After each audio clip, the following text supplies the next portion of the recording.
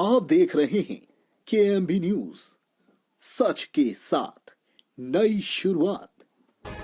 MLC Shailendra Pratap Singh ने Samajwadi party पर लगाए गंभीर आरोप।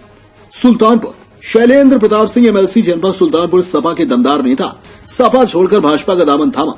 हमारे वरिष्ठ संवाददाता से बातचीत में उन्होंने बताया कि जब मुलायम सिंह यादव का कार्यकाल था तब पुराने नेताओं का सम्मान होता था, लेकिन अब जितना जो चापलूसी कर ले जाए उसी की इज्जत है। इसलिए सपा में घुटन महसूस हो रही थी।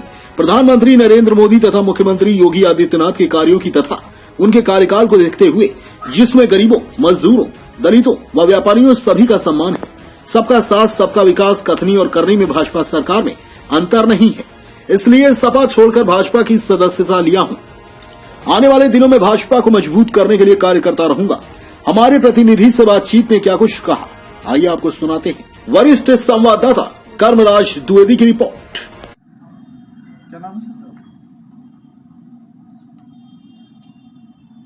क्या नाम है सर?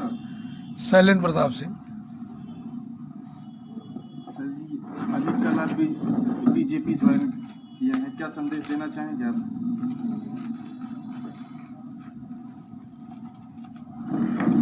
हम कहना चाहेंगे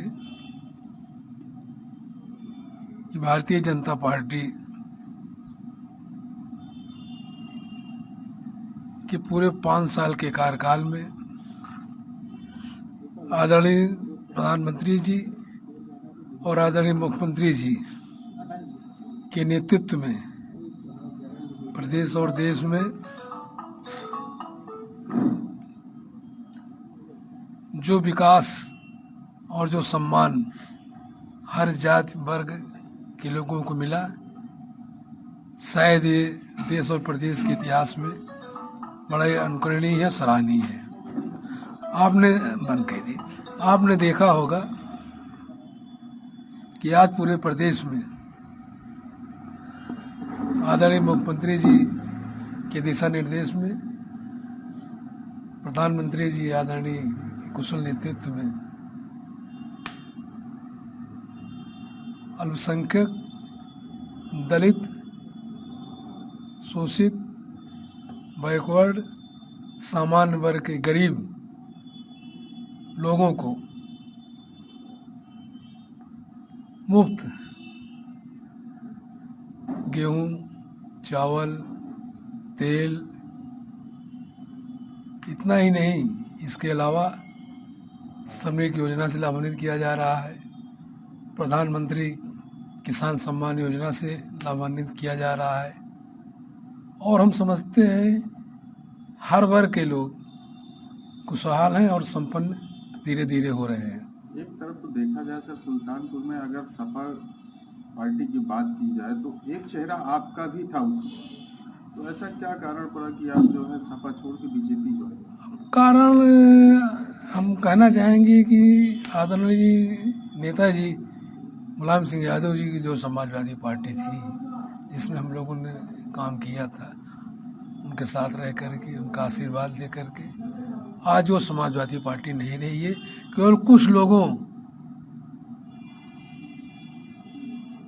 जो चाटकार तरह के लोग हैं, इर्द गिर्द शीर्ष नेतृत्व के अगल बगल रहते हैं। और जो पुराने लोग हैं समाजवादी पार्टी, उनका कुछ शीर्ष नेतृत्व के अगल बगल रहते हैं। और जो पुराने लोग हैं समाजवादी पार्टी, उनका कोई भी मान सम्मान नहीं है। उदाहरण के तौर पर हम कहना चाहेंगे, समाजवादी पार्टी का मैं सबसे सीनियर एमएलसी रहा हूँ विधान परिषद में, लेकिन जो हमारे यहाँ समितियाँ होती हैं, जैसे विषय अधिकार समिति है और तमाम समितियाँ हैं, एक भी समिति में मुझको चेयरमैन नहीं बनाया गया। तो इसका दुख नहीं है, लेकिन मैंने जो देखा, मुझसे जूनियर लोग चेयरमैन बन गए। जो सम्मान मिलना चाहिए सीनियर लोगों को पार्टी में, वो नहीं मिला।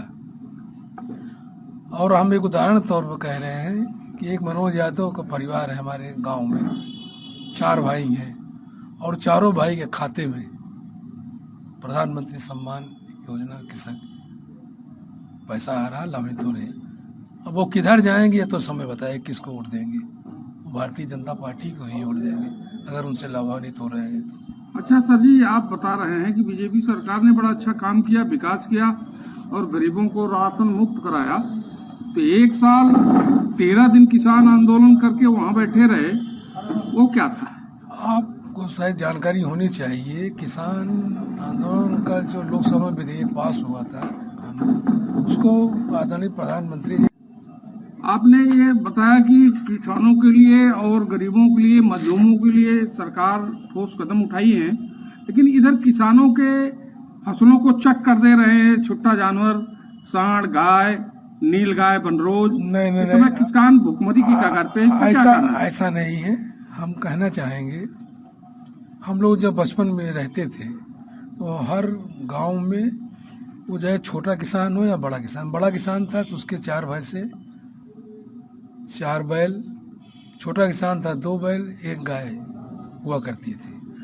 और जितने भी जानवर होते थे सबको हम लोग अपने घर पे खिलाते थे, पिलाते थे, उनकी सेवा करते थे। और आज जो मैं देखने को मिल रहा है, क्योंकि मैं भी गांव का रहने वाला हूँ, लोग गाय दूध लेते हैं, भैंस दूध लेते हैं और उसको छोड़ देते हैं। ऐसा क्यों? छोड़ना नहीं चाहिए, उनकी आप सेवा करिए।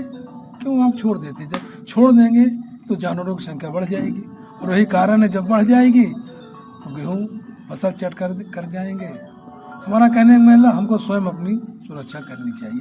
बाकी तो सरकार इंतजाम कर ही रही है। इधर 2 महीने से काफ़ी एक तरफ देखा जाए तो विधानसभा चुनाव नजदीक है, तो ऐसा तो नहीं है कि चुनाव लड़ने के चक्कर में आप बीजेपी में गए हैं?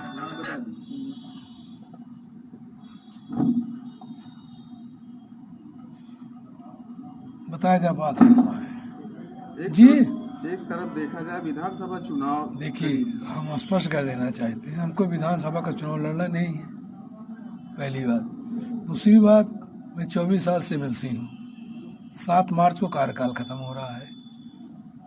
ईश्वर चाहेंगे मेरा कर्म अच्छा रहेगा तो अगला सदस्य विधान परिषद का चुनाव लड़ूंगा। बहुत बहुत धन्यवाद।